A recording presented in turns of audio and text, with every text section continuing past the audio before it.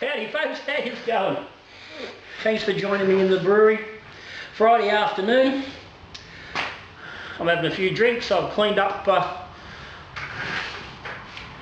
the last of the stuff from the last couple of batches that have gone through. Fixed up a fuck up from yesterday's batch. And yeah, I'm sitting here and I'm just sort of trolling through the through Facebook and chatting with a few people on the old interwebs, and sort of got me thinking about something I actually, well, specifically a post I read last night on one of the Facebook pages, and also an article in one of the brewing magazines. It must be Craft Beer and Brewer. I've got an online subscription to, and there's an article in that I was sort of running my eyes over. And this topic's been coming up a little bit lately. It's becoming a little bit more off, coming to the fore a little bit more often, and that is the cost of certain beers, particularly beers at the upper end of the range, where cost can get quite substantial for one beer, and there's been quite a lot of discussion about it. So I thought I'm going to sit down today. I'm going to have a bit of a yarn and put a little bit of a, Little John spin, but it's not only my spin, it's certainly a thought of other people, and it's something I've discussed to some degree previously. But anyway, before we get into it, big shout out to all the supporters of the channel, patrons, folks who put their money up every month to keep the channel going. Thank you very much. There's a link down the bottom to Patreon. Check it out. If you aren't subscribed to the channel, hit the subscribe button down there and give me a thumbs up while you're at it. So I said, we're talking about those expensive beers, and the one that really twigged me, I'm pretty sure it was, it must have been Wednesday night, and someone was commenting about a $35 beer. Someone had paid $35 for a can of beer. Now, that is a little bit on the high side, but it is not out of the realms of craziness. But what I wanted to really touch on though is, where is the value for money in that, and what is the value? Too often value was simply put down to dollars, and that's it, dollars and cents. And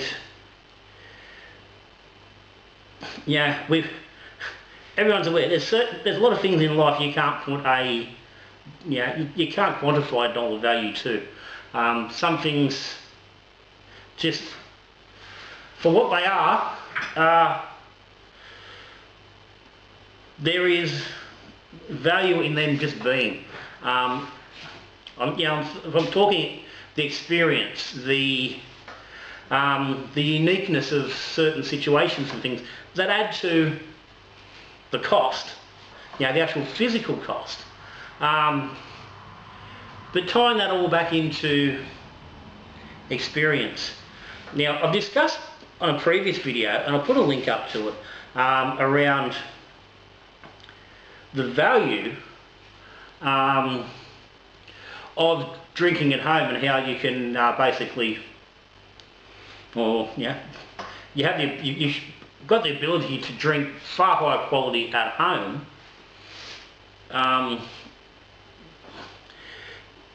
For the same price that you might go and spend if you go out, and that ties in somewhat with this discussion. But and it's the same thing there. It's experience.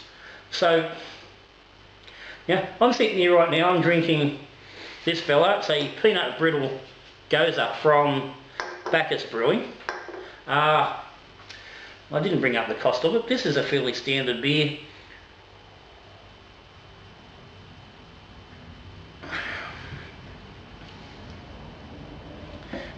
And it doesn't cost a lot of money. Pretty simple, 4.9%. Just grabbed a few beers out of the fridge, just for some examples. That's a fellow I picked up recently, Temple Brewing Company, bicycle beer. This is a very simple ale, 4.2% alcohol, and you're probably paying somewhere in the realms of 24, 26 bucks for a 6-pack of that. Yeah, it's fairly run-of-the-mill as far as your craft beer sort of price goes. Yeah, and people have no problem paying that. 1.2 standard drinks in that can for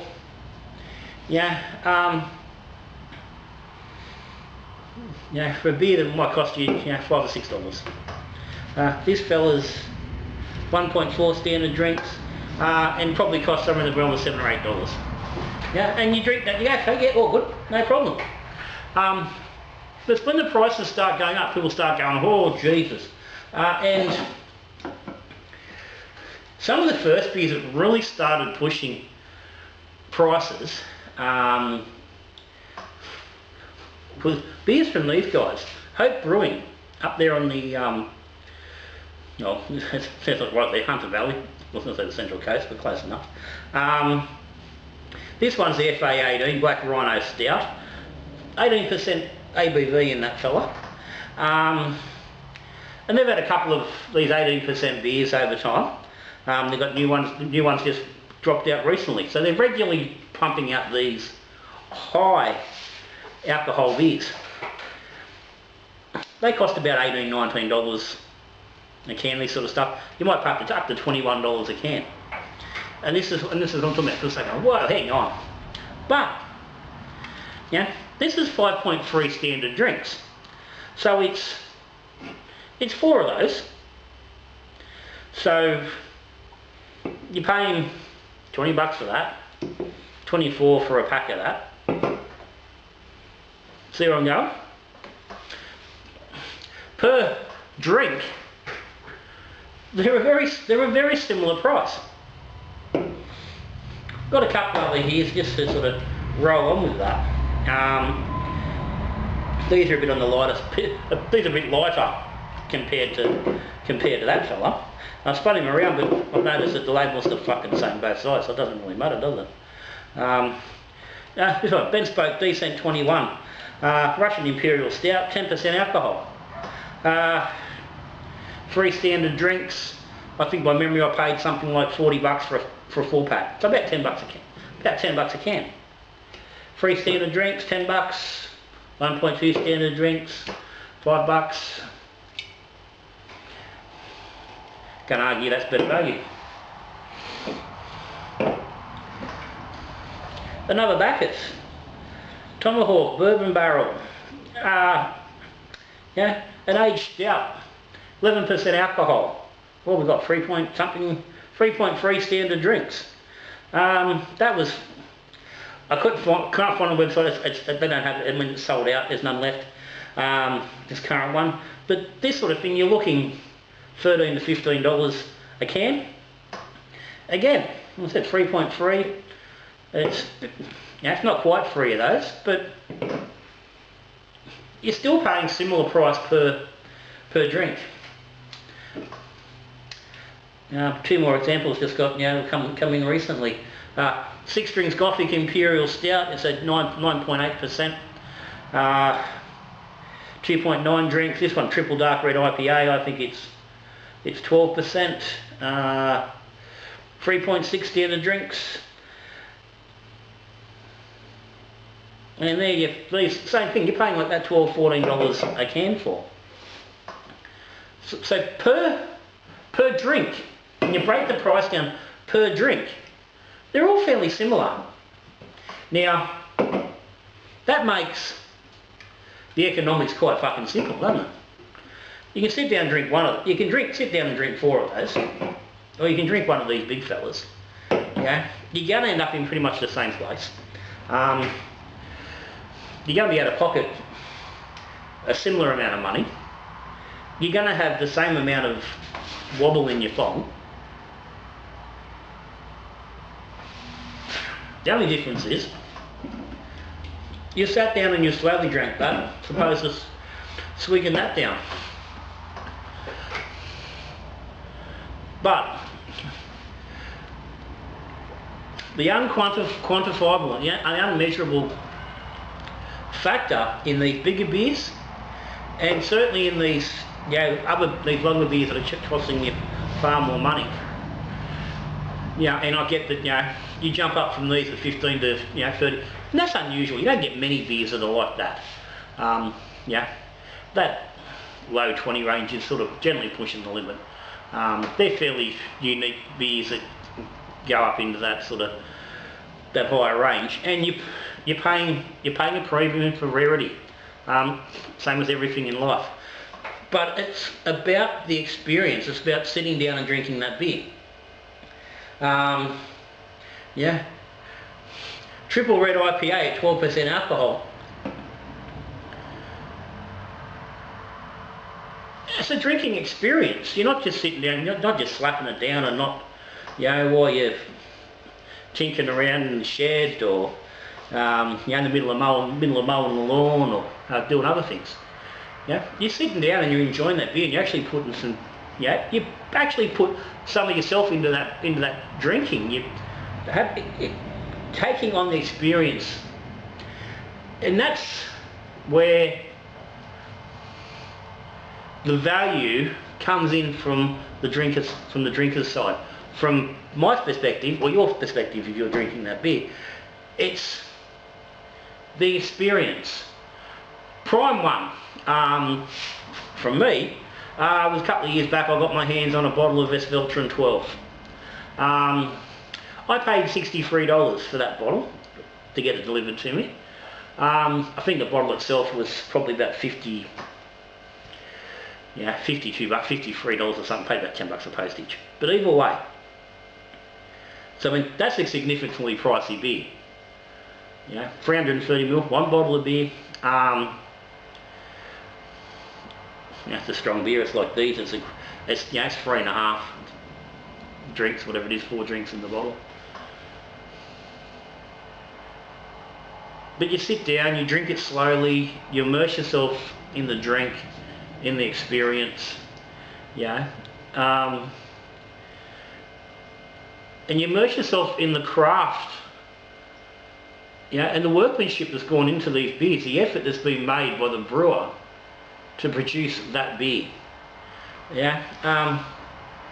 We get a cart in the Great Northern for fucking, for a pineapple, for a reason. No one gave a fuck making it. No one gave a fuck packaging it. No one gave a fuck delivering it to you. And you don't give a fuck when you're sitting down drinking it.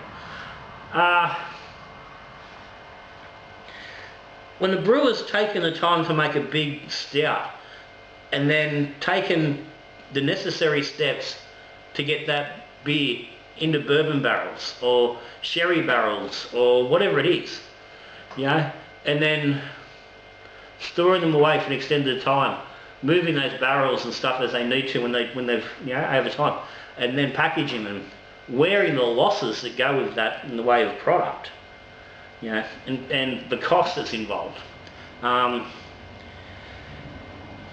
storage, equipment, it's big, but the time and the effort and the risk that's taken by those breweries, it's got to be absorbed somewhere, and that's the price. The cost is absorbed in the price, the experience is absorbed in the drinking. So it's all up here in the head. It's having that right frame of mind when you're drinking that sort of beer, taking your time, finding the time to drink it. This fella's been here for 6 months because I just haven't found the time to sit down and drink an 18% beer. It was meant to be New Year's Eve, but there was reasons why that didn't happen. Let's blame fucking COVID, just a short story. But I mean, any of these big beers, you're sitting down to drink them at a time when you've got the time to drink them and enjoy them, and experience it. And that's exactly what you've got to do. Experience the beer. You're not giving the beer and or the brewer the respect they deserve by not sitting down and actually allowing yourself to experience the beer fully. Yeah. Yeah. I'm happy to sit down with a run-of-the-mill beer and drink it while yakking to someone and having the mates and whatnot and talking to you folks at home or whatnot. And just drinking away and not really putting any effort at all into drinking the beer other than, you know,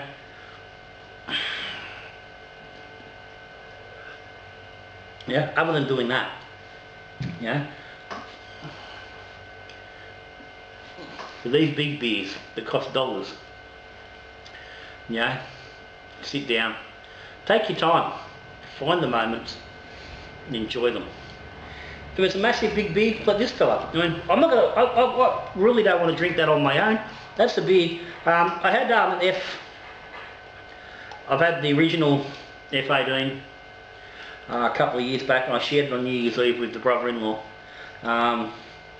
Yeah, and that's a good thing with these sort of beers, big beer. Share it with someone, sit down with somebody else, another person who appreciates beer, yeah, and sit down and over a 3/4 of an hour period, slowly drink that beer and enjoy it, yeah, experience it, or do it on your own.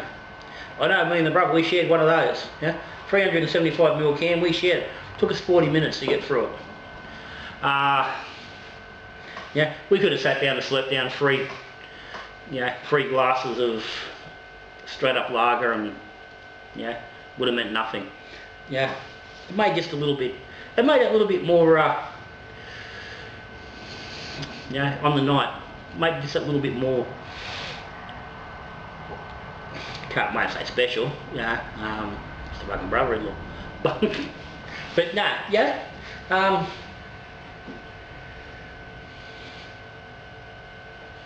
sometimes you just need to do it. What's it? Sometimes you need to just sit down with a really good whiskey, yeah, and enjoy it for what it is, yeah. And always remember, that beer that cost you $12 or $14 is only $2 or $3 more than you're going to pay for a standard beer at the pub on Friday or Saturday night. Don't be scared to do it. Stick it in your pocket. Some nights, stay home. Instead of going to the fucking pub, spend $100 bucks at the pub or $200, you know, go to your bottle, pick up 4 or 5, yeah, good beers, and just sit down and enjoy them, especially this time of year. Sit by an open fire and enjoy them. Life's too short to drink shit beer, as they say. Life's too short not to take the time to occasionally drink quality beer. So, anyway, that's me. I'm gonna continue on, put these suckers back in the fridge, and think about my next beer choice. So, comments, questions, suggestions on that, you know, that beer experience. What's that beer that you've splurged on? What did it cost you? What did you do with it? How did you experience that beer? Yeah. Was it worth it? Was it not?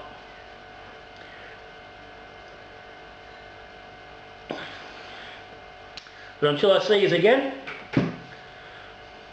brewing beer, drinking beer, talking beer, good brewing.